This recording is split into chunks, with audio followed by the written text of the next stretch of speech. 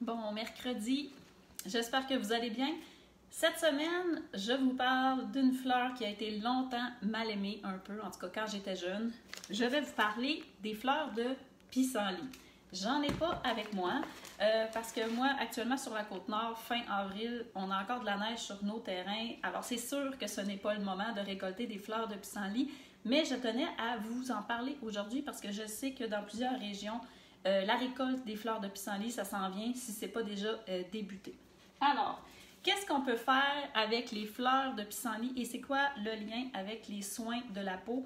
Je vais vous en parler aujourd'hui et le lien avec les huiles essentielles également. Qu'est-ce qu'on peut aller chercher comme bienfait avec nos fleurs, nos belles fleurs de pissenlit?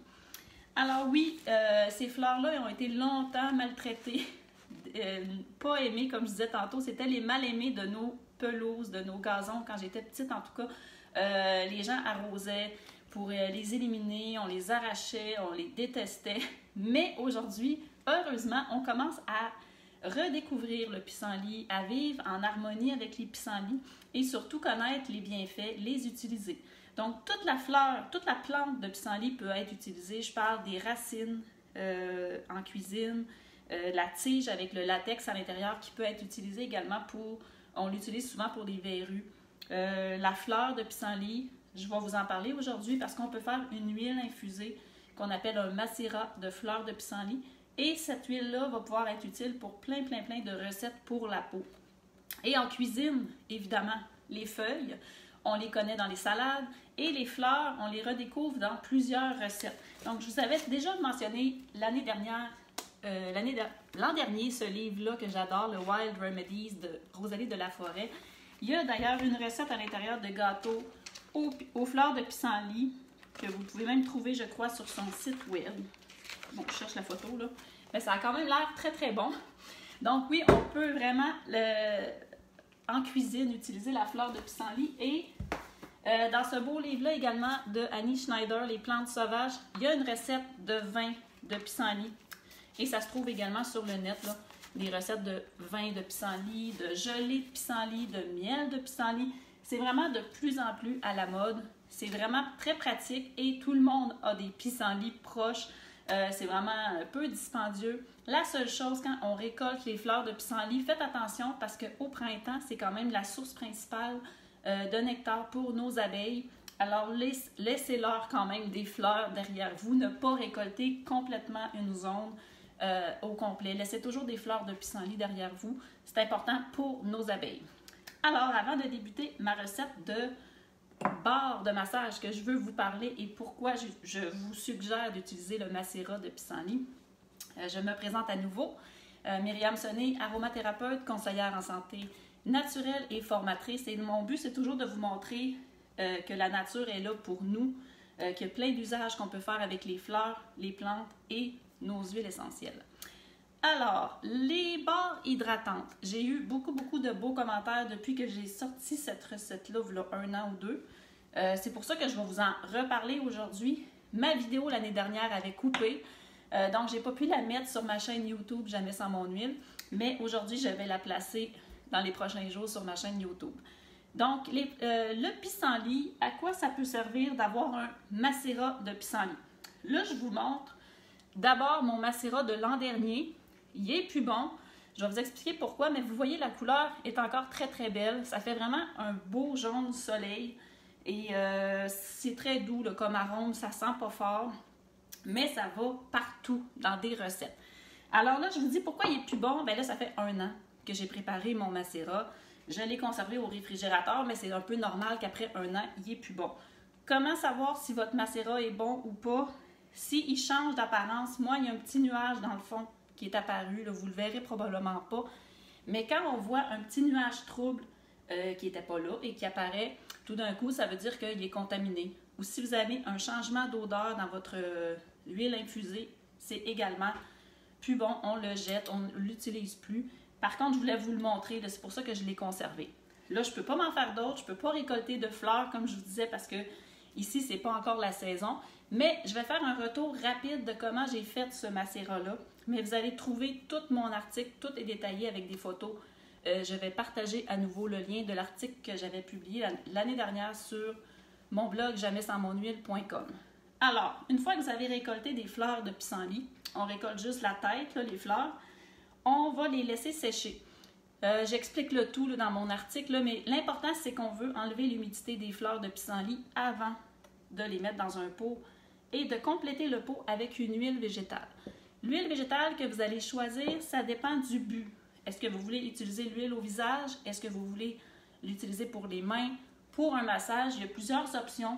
Si vous voulez vraiment utiliser votre macérat pour des soins pour la peau du visage, je vous recommanderais simplement le jojoba. L'huile de jojoba qui va vraiment être appropriée pour pratiquement tous les types de peau pour votre visage. Sinon, on peut aller vers une huile d'olive qui est moins dispendieuse si c'est pour des soins pour la peau, le corps, des massages. Ça pourrait être une huile de tournesol, l'huile de pépins de raisin. Essayez de prendre une huile qui a une durée de vie assez longue parce qu'on veut que votre macérat, comme moi, ça a duré presque 1 an. Donc, je l'ai conservé 1 an parce que j'avais pris probablement de l'huile de tournesol ou de l'huile d'olive, si je me rappelle bien. Donc, une fois que vos fleurs sont séchées, que l'humidité est enlevée, vous mettez de l'huile à l'intérieur, on complète et on veut que ça dépasse les fleurs. Et là, on va laisser macérer environ 4 à 6 semaines si vous êtes patient.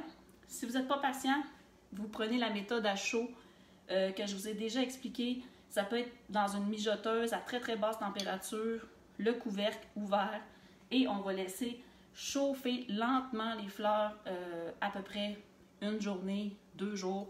Il n'y a pas vraiment de méthode parfaite ou exacte, c'est vraiment selon vos goûts. Mais j'explique un peu le tout dans mon article. Donc, une fois qu'on a nos fleurs sont infusées la durée nécessaire, on va filtrer. Et moi, je filtre toujours avec quelque chose de très, très simple. Les petits filtres à café neutres qui ne sont pas blanchis. Tout simplement avec un entonnoir. Et là, je vais filtrer mon macérat, comme je vous dis, l'année dernière, là, ça fait 1 an. J'imagine que ça, c'est mon macérat de calendule en passant. C'est pas la même chose. Il est un petit peu plus orangé. Si c'était un macérat de pissenlit, ça serait plus jaune soleil. Donc, une fois qu'il est filtré, là, vous pouvez le conserver longtemps. Moi, j'aime mieux les mettre au réfrigérateur. Pour cuisiner, si vous prenez, par exemple, une huile de tournesol de cuisine, une huile d'olive, je ne verrais pas pourquoi on ne pourrait pas l'utiliser, justement. Ça serait une bonne idée en vinaigrette, dans des petites sauces. Oui, faites juste attention de la conserver puis vérifiez que ça soit toujours très, très propre là, quand vous le faites macérer et que vous filtrez. Puis je conserverai mon huile au réfrigérateur. Mais oui, ça serait une bonne idée parce que le pissenlit s'utilise en cuisine. Faites juste attention de l'huile végétale que vous allez utiliser pour le faire infuser. Donc là, mon huile est infusée, est filtrée. Et là, dans mon article, vous allez avoir... Je vous ai mis plusieurs idées recettes, mais sincèrement, ce macérat-là de pissenlit peut faire tout. C'est vraiment très doux, il n'y a pas de contre-indication connue comme telle, c'est sécuritaire. Donc, à quoi ça peut servir? Ça peut servir premièrement dans les petits premiers soins qu'on appelle. Vous avez des petites éraflures, des petites coupures, des piqûres, des coups de soleil. Vous pouvez appliquer ce macérat-là, quelques gouttes, et ça va vraiment vous faire du bien, c'est apaisant. Pour le visage, c'est réputé aussi d'avoir des belles propriétés pour la peau. Les lèvres spécifiquement, on pourrait faire des baumes à lèvres avec ça, ça serait super. Ça serait un bel effet, surtout l'été. On a besoin de protéger nos lèvres, donc ça serait une belle recette. J'en ai une sur mon blog également de baume à lèvres. Les petites fesses irritées des bébés, on peut simplement prendre quelques gouttes de macérat de pissenlit et appliquer ça sur les fesses au changement de couche. On pourrait rajouter de l'argile blanche également pour aider avec les irritations des petites fesses. On pourrait, les peaux sèches, c'est super, donc à inclure dans des crèmes, des baumes pour les mains, crème à main, toute la peau sèche. C'est pour ça que je vous partage ma recette de barre hydratante. Et ça pourrait être bon aussi pour les muscles endoloris. Donc on pourrait simplement se servir de cette huile-là pour diluer, mettre nos huiles essentielles et s'en servir comme huile à massage pour les douleurs. Comme je vous dis, ça va partout. Ah oui, ça doit être super bon, les beignets de fleurs de pissenlit. Ah oui, les recettes, là, il y en a tellement que je veux faire. Mais là, c'est sûr que moi, c'est pas commencé la cueillette. Mais j'ai vraiment hâte d'essayer. Ça doit être super bon, les petits beignets. Alors, les barres hydratantes. Ça, c'est vraiment, comme je vous dis, vous mettez l'huile végétale que vous voulez. Qu'est-ce que ça prend pour faire des barres hydratantes? Ma recette qui est sur mon blog, ça prend premièrement du beurre de cacao. C'est super nourrissant pour la peau. Ça prend de la cire d'abeille. Là, je vous ai mis les petites... moi, ils sont toujours en petites paillettes comme ça. Et ça prend de l'huile. Là, dans ma recette, moi, j'avais de l'huile de jojoba, de l'huile d'amande douce, mais on pourrait prendre ces deux quantités d'huile-là et simplement prendre notre macérat de pissenlit comme quantité d'huile. Alors, ça serait une belle couleur aussi parce que c'est plus jaune. Donc, ça serait vraiment, c'est 5-5-5. La recette, c'est 78 g de beurre de cacao, 52 g de cire d'abeille et 70 g d'huile.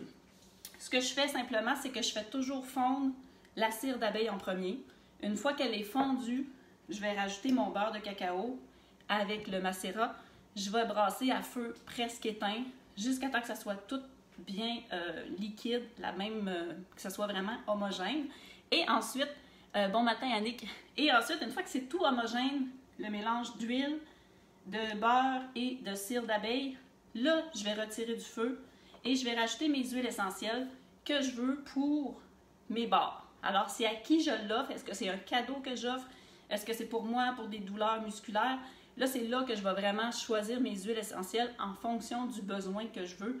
Mais en tant que tel, ça sent le cacao, ça sent le beurre de cacao parce que j'ai pris du beurre de cacao naturel, non, comment je pourrais dire, non désodorisé. Mais moi, j'aime ça, l'odeur de cacao. Et ce soin-là, les barres, ce que j'aime, c'est que quand on se lave les mains, par exemple, on a les mains chaudes et ils sont un petit peu humides, c'est à ce moment-là que je recommande de le frotter. Et ça vraiment, ça reste pas gras. Ça n'en prend vraiment pas beaucoup et ça se conserve longtemps. Donc, on peut les faire en avance et les offrir en cadeau. Alors, non, il n'y a pas de soude caustique. Pas de soude caustique, ni d'eau. Non, il n'y a pas d'eau non plus. Non, c'est une barre hydratante. Moi, c'est pas un savon.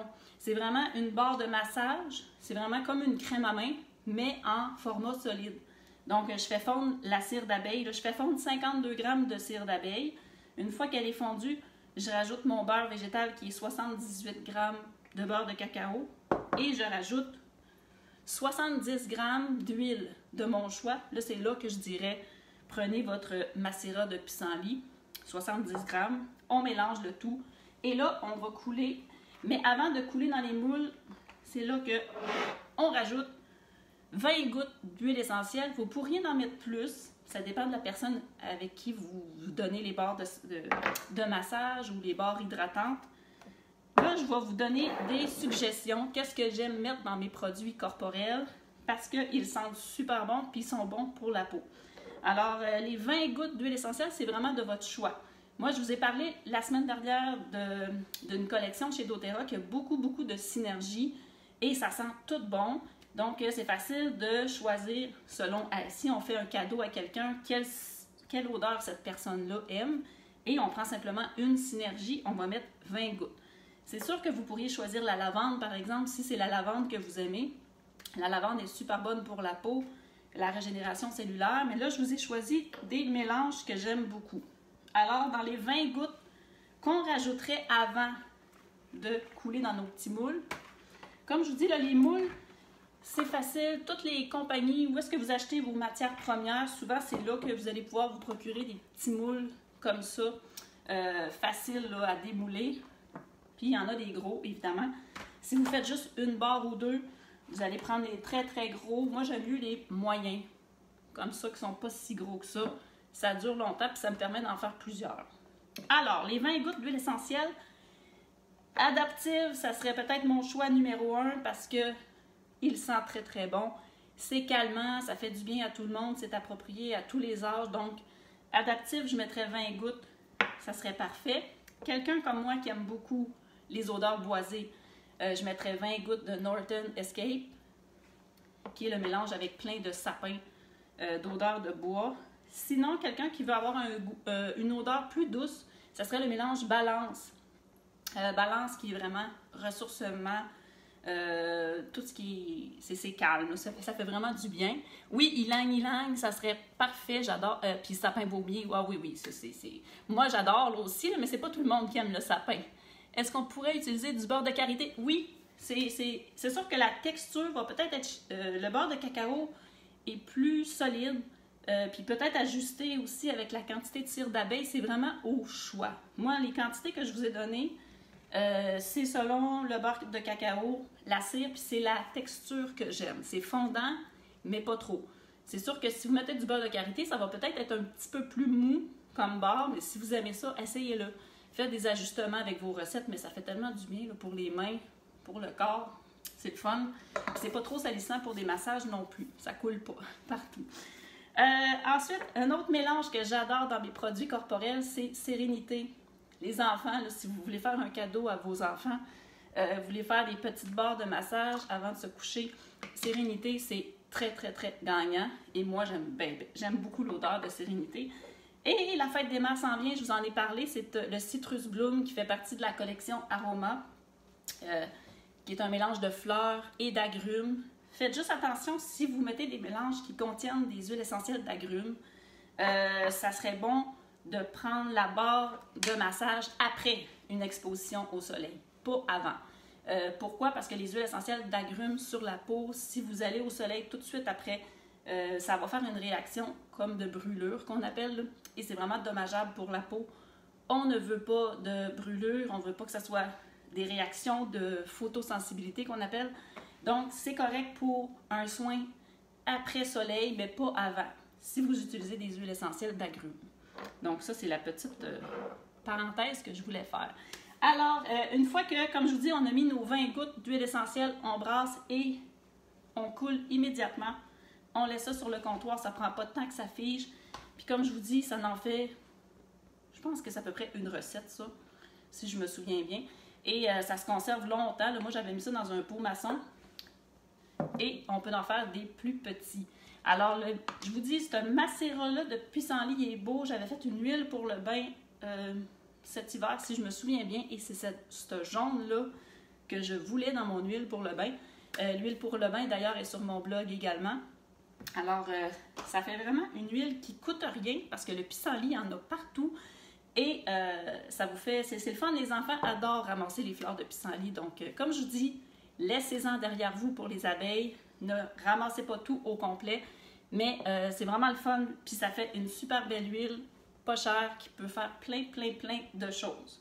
Alors, tout de suite après la vidéo, je vais vous publier mon article. Puis vous allez trouver plusieurs idées recettes avec mon macérat de pissenlit. Fait que je vous souhaite une belle cueillette de pissenlit cet été. Maltraitez pas nos belles petites fleurs, puis laissez-en pour les abeilles. Alors, on se revoit la semaine prochaine pour un autre petit atelier en direct. Si vous avez des questions, posez-les sous la vidéo. Bye bye!